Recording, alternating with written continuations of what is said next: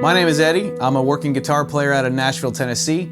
I teach online for Guitar Mastery Method, and I'm here on behalf of Stringjoy to have a chat with you about guitar techniques.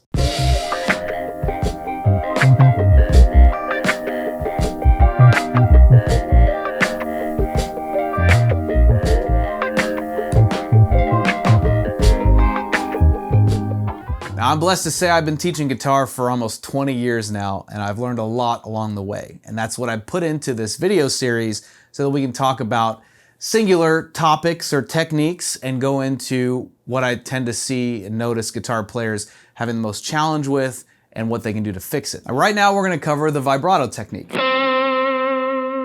So this is one of those techniques that unfortunately gets overlooked by a lot of guitar players early on, probably in lieu of more exciting techniques like shredding and stuff like that. But I can't tell you how many times I've seen guitar players just play, just have really great skill and technique on playing fast, let's say, but then when they move to vibrato,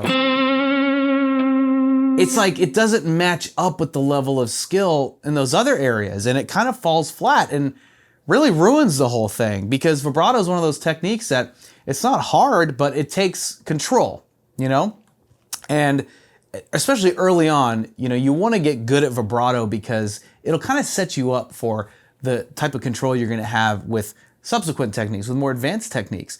Because if you already have a sense of control over a simpler technique like vibrato, it's just going to show up, when you're learning the more advanced stuff. So if you're one of those guitar players who, let's say you've been playing a while and maybe you're happy with how you play, but when it comes to vibrato, you feel like it's more fueled by just nervous, manic energy, and you don't feel like you quite have the control that you want. We're going to fix that. So just to start off, real simple, here on the G string, 5th fret with our first finger, okay? When you move to vibrato, whatever your normal automatic is currently, let's say it's something like this, right? Or maybe it's like this, I see this a lot too, where it's that classical style vibrato, but it's just really tense and really fast. And it's not much payoff when you do that, because classical vibrato is extremely subtle.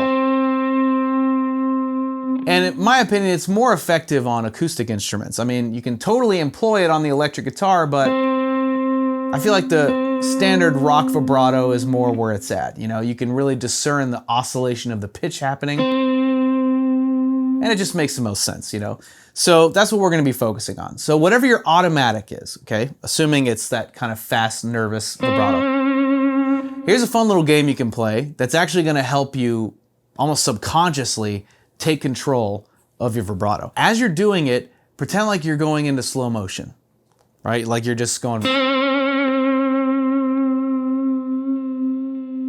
slow motion, right? What that's doing, it makes it fun, right? You're making a silly game out of it, but it's almost like your brain is telling your hand something a little different now, and it's like, okay, in order to accommodate this slow motion thing, we're actually taking control and slowing down, because slow vibrato requires much more control than fast vibrato, in my opinion, because with fast vibrato, you can be manic and nervous and, pull it off, I guess, but it's not out of control. It's more out of like you're throwing a Hail Mary and you hope it lands, So practice like you're going into slow motion when you go fast. So if it's like, and then when you're in that mode, when you find yourself slowing down, just kind of keep it going, because you're going to want to get used to doing it slow, right? And another thing, that's interesting too to keep in mind, at least until you get, second nature comfortable with this, is to take note of the movement that your hand kind of naturally wants to do, especially when you're vibratoing with your first finger here.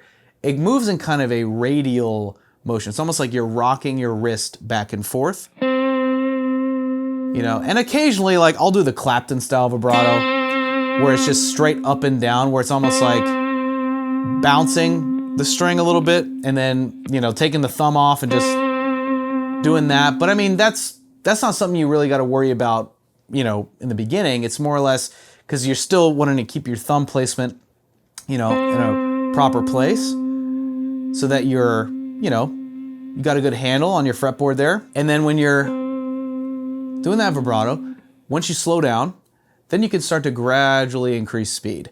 And what you want to aim for is 3 speeds really: slow vibrato, medium vibrato, and fast vibrato.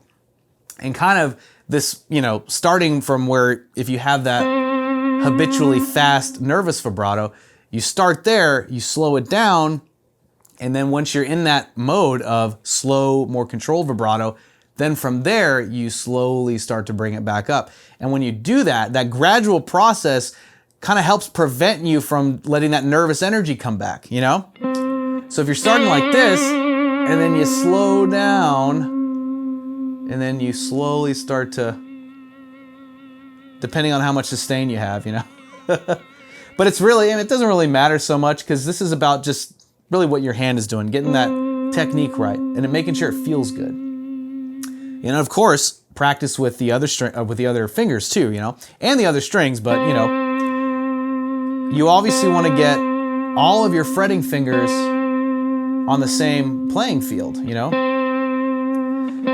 So if you're doing that exercise, let's say it's like that.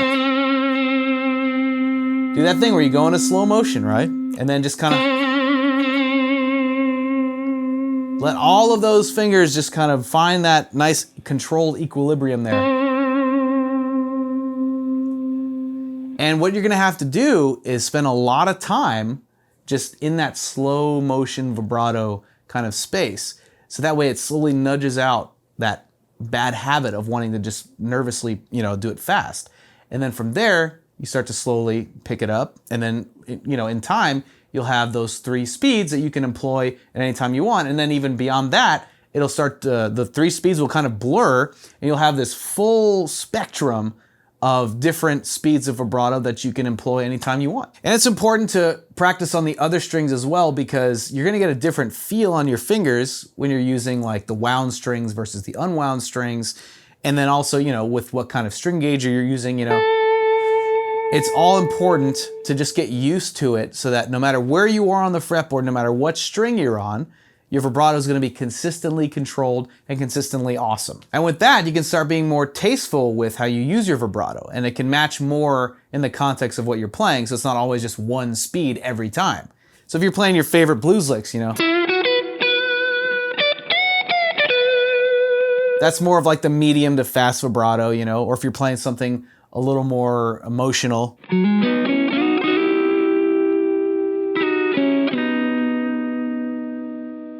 Or especially if you're doing that stuff that's like with chords, that kind of swaying vibrato, which is more or less your kind of counter. There's this counter movement with the neck of your guitar and your body, where you're holding the body down and then just kind of wiggling or swaying the neck back and forth, obviously done very gently. You can get this nice vibrato for like full chords and stuff.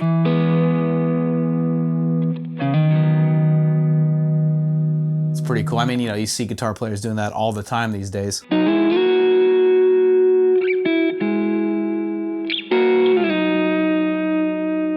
But it works, So to recap on what we talked about, if you have 1 speed with vibrato, now you know what you can do to actually take control and bring it down to a fundamental slow vibrato. And then from there, you gradually want to build up on your speed. Just be sure to use your other fingers as well. You want to have all your fretting fingers on the same playing field. And you want to also get comfortable vibratoing on, anywhere on the fretboard and with any string. So that way it's not like, oh, I vibrato better here than I do here. And then you tend to just focus more of your vibrato in one spot. It's like, you don't want to do that. You want to have a very even reliability, that knowing that wherever you are on the fretboard, no matter what string you're on or what finger you're on, right, you're going to be doing it right.